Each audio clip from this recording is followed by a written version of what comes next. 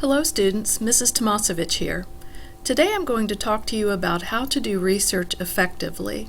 By the time I'm done, I think you'll agree with me that these steps will not only make your life easier, but they'll make research projects more enjoyable too.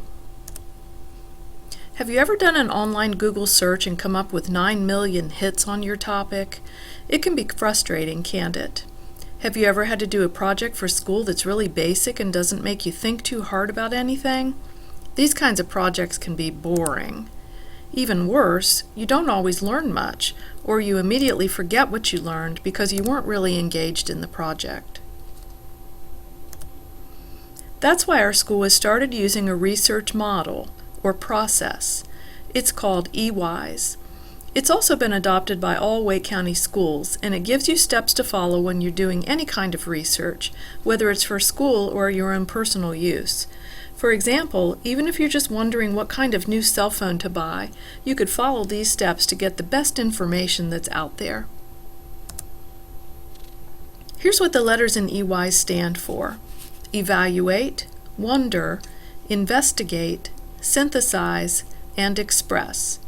The small e at the beginning, evaluate, is at the beginning because you'll evaluate in each of the other steps throughout the entire process.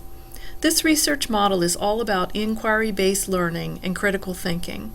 I've created other screencasts that go into more detail about each of the steps, but let's briefly go through all the steps now. Let's start with wonder.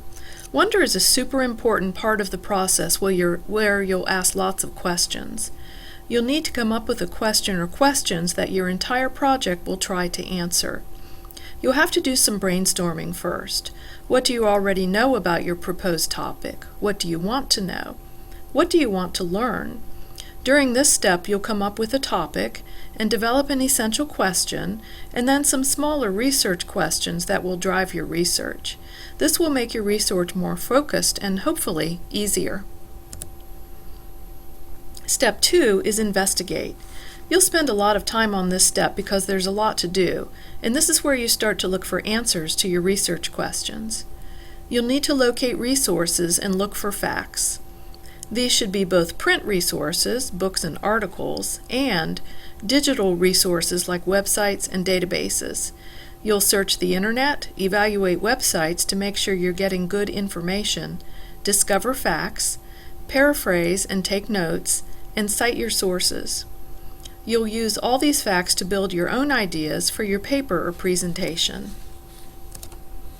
After that, you'll synthesize your information. That means you combine things to make something new. You're taking information from other places and making it into your own.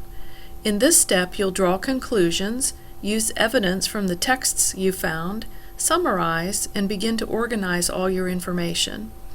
You'll need to make sure you understand everything you've learned so far, and then go back and find more information if you can't yet answer your essential question. Step 4 is to express what you found. You might write a paper, do a group presentation, make a video, use an app, or somehow communicate your new knowledge to others. Be creative and choose the right technology tool for whatever your purpose is. Follow your teacher's presentation rubric and make sure you've cited all your sources and haven't plagiarized. Like I said before, the small e, evaluate, goes on throughout the entire research process. In each step, you'll reflect, check your progress, look at your rubric, ask your teacher questions, peer edit and revise, and improve your work. Go above and beyond. By following the eWISE research model, you'll learn more about your topic than you ever thought you would. Plus, you'll end up with a research project you can be proud of.